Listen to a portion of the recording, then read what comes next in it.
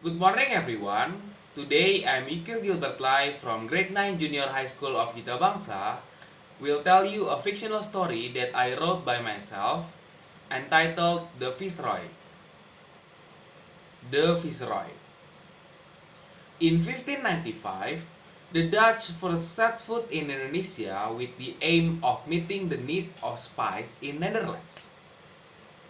At that time, the arrival of the Dutch to Indonesia was first arrival led by Cornelis de Houtman, who was also an explorer. At that time, Indonesia was not yet in the form of a democratic government and was still surrounded by kingdoms or the royal system.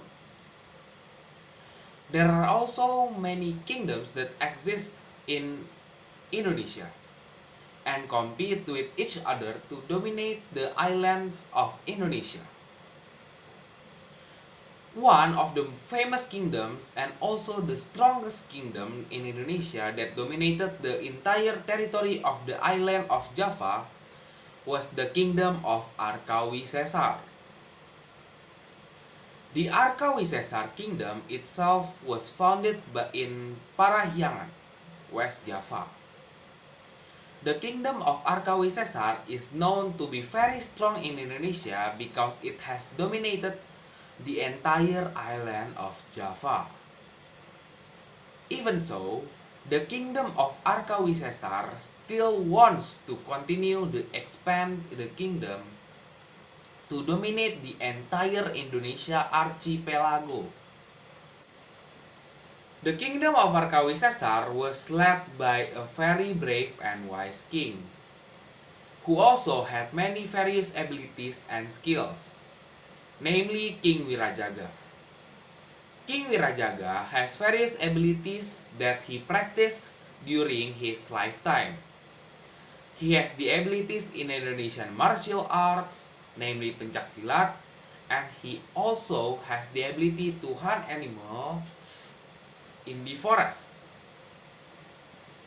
During his lifetime, he was always accompanied by his loyal pet, which is a dog, namely Zephyrus. This dog is a demigod dog where he can speak human language to his owner and has abilities beyond the limits of ordinary dogs. But unfortunately, King Wirajaga breathed his last at the age of 129 years old. With all the contributions he had made to the kingdom of Arkawi Caesar, King Wirajaga bequeathed the royal throne to his grandson, namely Sargon Caesar, who is considered worthy to lead the kingdom with all the abilities that have been taught and inherited by Wirajaga. With great powers come great responsibility, said Wirajaga to his grandson, Sargon Caesar, stammering in his last breaths. I will always protect the kingdom of Arkawi Caesar and instill these words in my life as long as I am a king in Arkawi Caesar, grandfather, replied Sargon Caesar with tears in his eyes. King Wirajaga gave the royal throne to Sargon Caesar because only Sargon was considered worthy and could be given the royal throne, because the entire Wirajaga family had been killed by the arch enemy of Arkawi Caesar kingdom, namely Tenebris. Tenebris killed all members of the Wirajaga family because he was angry. The island of Java, where he lived as a demigod, was taken and occupied by the kingdom of Arkawi Caesar. The grudge continued to surround Tenebris, while the kingdom of Arkawi Caesar was still standing. One day, Zephyrus, who is now Sargon's companion dog, communicates with Sargon. Zephyrus said that there was something strange that he felt through his instincts as a demigod dog.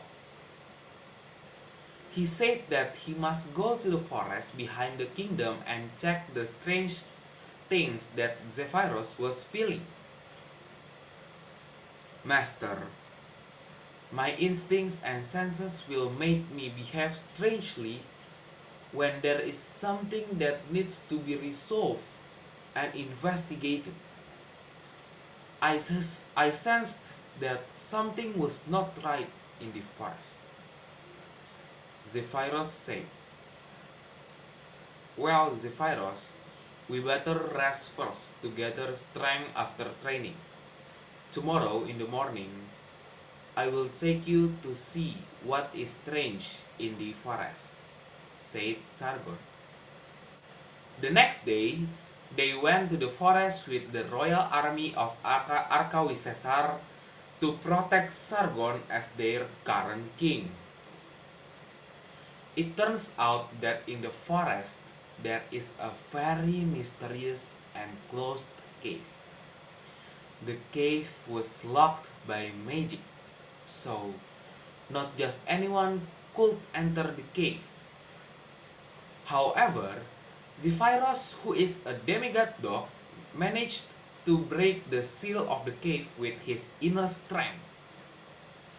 Then they entered the cave to calm Zephyrus. It turned out that the cave was inhabited by Wirajaga's younger brother, Wirabandayuda. Wirajaga's brother finally met Sargon. Wirajaga's younger brother gives a message to Sargon, which is a mandate from Wirajaga. The message ordered Sargon to take a map in the Wirajaga bedroom. The map would direct Sargon to a place.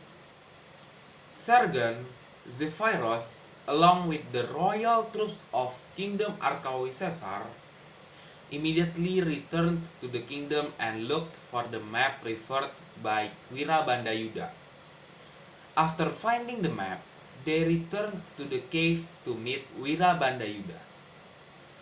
After Wirabandayuda saw the map given by Sargon, he immediately opened a portal in his cave to give Sargon quick access to go to that place.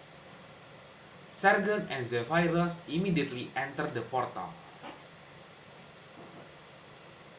It turns out that the place that Wirajaga refers to in the map is the place where Tenebris lives. Wirajaga hoped that after he breathed his last, the arch enemy of the Arkawisesar kingdom can be killed by Sargon as the new king. Sargon and Zephyrus was forced to fight Tenebris with all their might. The war begins. With Sargon's attack on Tenebris using the sword inherited from Wirajaga, Tenebris, who was a demigod, didn't feel any serious injuries due to his large physique and strong strength. Tenebris also countered the attack and managed to paralyze Sargon, who wanted to attack Tenebris again. This made Zephyrus angry and annoyed with Tenebris for making Sargon faint. "Master!" shouted Zephyrus sadly. Zephyrus immediately took Sargon to a safe place and began to fight Tenebris with all his might.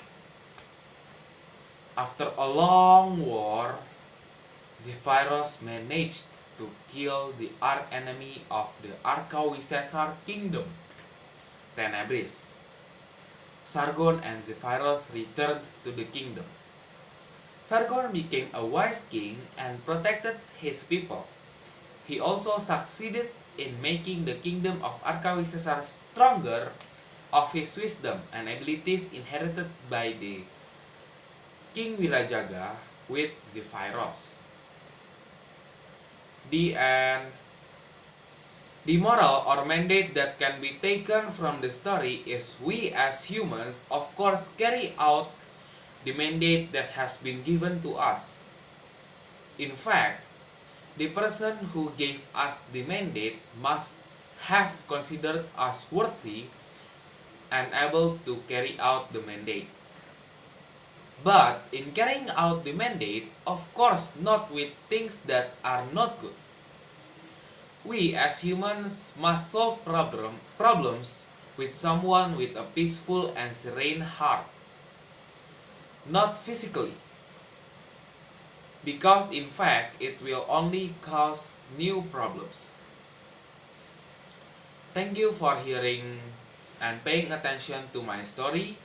Hope you like it and sorry for a misunderstood word.